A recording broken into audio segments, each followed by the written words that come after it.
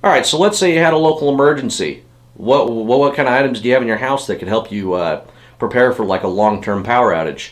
Anyhow, let's find out.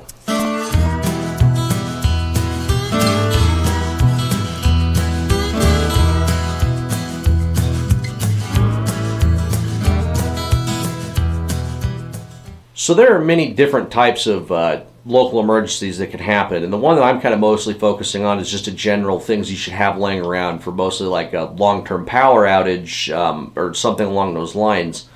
The first one I want to talk about is water. Water is essential to you surviving, and that should be the number one thing for you to be able to survive. Now, if for some reason the power is out, but you also don't have water, you're just going to have to get out and leave, and that's a totally different topic in and of itself, and you can buy little survival kits or something, but the odds are you probably have somewhere to go, somewhere to stay with, hopefully. If you don't, you should always have your little bug out kit just in case. There are actual reservoirs of water inside your own home if you don't already have water storage as it is, such as, not everybody has one of these in their home, or a broken one, but inside of this nifty little thing, which is a water heater, it's a 50-gallon water heater, is 50 gallons of water. 50 gallons of good drinking water, and that's one thing that I think a lot of people don't realize in their home. And also, another source, believe it or not, of good drinking water is right there. Believe it or not, that's perfectly good fresh drinking water. And I live in an area with liquid rock for water, so you can see the calcium on the thing. But that's okay. So don't be dropping bleach tabs in your toilet bowl, because that's usually 3.5 to 5 gallons of good drinking water. The next big one is pretty obvious. It's food, and you should actually have a lot of non-perishable food items. I actually have some right here. I got some Campbell's Chunky Soup and can of sliced pears, you know. These ones don't require a can opener on them, as you can see, but one of these antiquated little things, one of these little antiquated things are good to get them open, especially the older ones. I mean, this is a really cheapo, and it works better than the piece of crap I just threw away that I bought like 2 weeks ago. Not at the dollar store either. So, however, with the power being out, if you're like your power's out and it's going to be out for a couple of days, you're going to have like produce and stuff in the fridge and freezer that's going to go bad. I'd actually consume that first, but it's always good to have a lot of non-perishable food items. You can also get MREs. And these XMREs are actually pretty good eating. So, you know, obviously it's food, but you also need a way to cook the food. And so here is a thing that I have. I've never used this thing, and I have a grill outside too. Believe it or not, if you got a freezer pizza, you can grill it. It's actually pretty good grilled. It usually works better on a propane grill. I tried doing it with freaking briquettes once, and it was awful. It tasted like burnt wood on the bottom of it. The top part of it didn't cook too well, but this is just a little fucking backpacking stove. It's as old as hell, but it's just a little butane stove. You just take your little butane thing like you'd find for a butane lighter if you like lighting things on fire that you shouldn't consume, or you like burning things.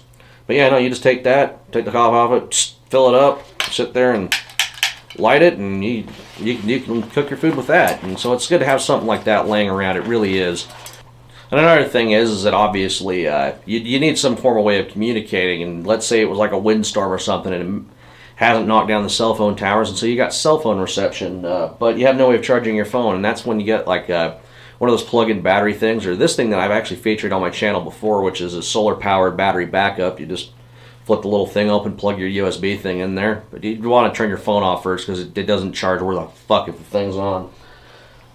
And I actually have a couple of things that can do this. I think that this thing's got a USB port on it. This is actually a nifty little solar-powered. You can also plug it into the wall. Little camping light. It opens up like this, lights up, as you can see. It's got a really bright flashlight on it and a fan.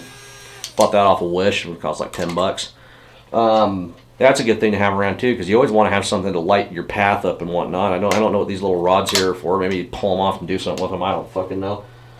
But I actually have quite a few little things to charge my devices, and I also house, since this is pretty much a product review channel, it's always good to have a good pack of batteries laying around. I know these are cheap ones. I have Duracells, Energizers, and stuff like that too, all different kinds, but that has to do with just the territory of the things that I do. And so Batteries. Always go get a pack of batteries. You can go buy these at Harbor Freight for $5, and it's always good to have even crappy batteries just laying around. Emergency candles, and one of the big ones I wanted to get into, well, when it comes to lighting, I mean, I bought this little clip light at the dollar store. It's really cheap. It has a little stand thing on it. And boom, it turns on like that. I mean, this little light right here is just about as bright as it. So this is actually probably what you just use mostly, but $1. It takes 3 AAAs. You keep that in mind. But you may have noticed these two items. Like this item right here is a dynamo flashlight. You should have something like this laying around because it doesn't require any charging. You just pull the little crank out and do this. But this also was purchased from Harbor Freight. I don't know what the alarm's for. Maybe it's a signal for help or something. I don't fucking know. Now this thing had a little charger on it, but it was for an old school iPhone. But the biggest thing that I can talk about that this has in it, and one of the most important things if you have no way of communicating with people, is a radio. And this has a little radio. It's just one of those like push to scan radios, but it usually gets pretty good reception. So boom, you just hit the button, scan. He thinks the doctors. And hey, look. And you got your radio and you got communication. Now this is only an FM radio, and that has its own set of issues. In which FM radio waves don't travel that far. So if it was like you had like a tornado or something and knock down the towers, you're not going to get good radio reception. And that's when you would probably much rather have something like this little Voyager KA500. I didn't know what brand it was. You can charge it with solar. You can put batteries in it. I believe you can plug it into the wall, and it's also got a dynamo thing on it. But this one has a thing that I really like in it, in which I'm actually have to stand really close. You see this little logo right here, the NOAA logo. It's the National Oceanic and Atmospheric Administration. They have weather radios, and that's the main part of what you'd want in something like this is a weather radio. So I believe you could turn it over to NOAA Alert, and if there was an actual alert, it would kick on a lot like the one in my CB. But if I turn it on to battery powered, is it on? No, it's not. I get my battery on this might be dead. The winds combined with low humidities in place will continue to lead to dangerous fire weather conditions. So if you had a weather emergency, that thing will update quite frequently. It just sits there and plays on a repeater of information that you could use in case you were sitting in a shitty situation and you didn't have the ability to, you know, look out the window or something. I mean, if you could tell weather, you're actually in better luck. But this is just urban survival kind of stuff. But, you know, having few items like that, and you may have noticed in the picture in the thumbnail, you may have noticed these little pack of playing cards.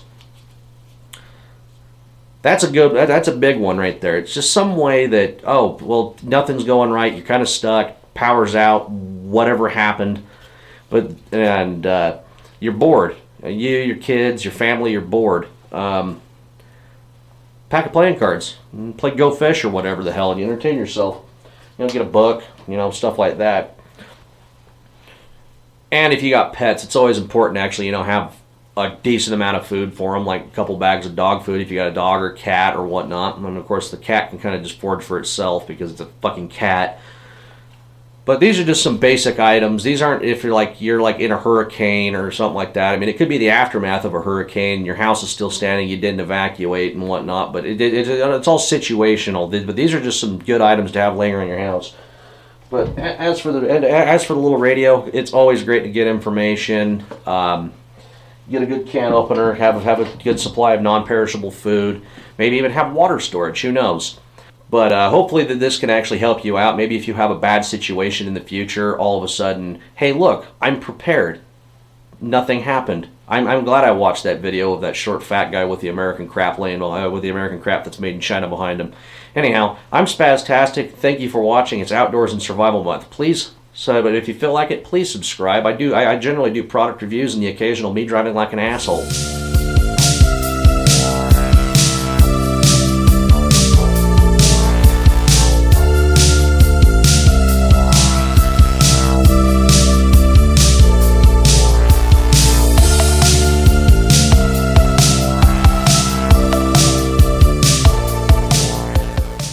Now, you may not be into hockey, but you might be interested in stuff like these old trading cards. In the next video, I will be opening up a bunch of packs of old and some little slightly newer hockey cards that I got a bunch of them for a really good price.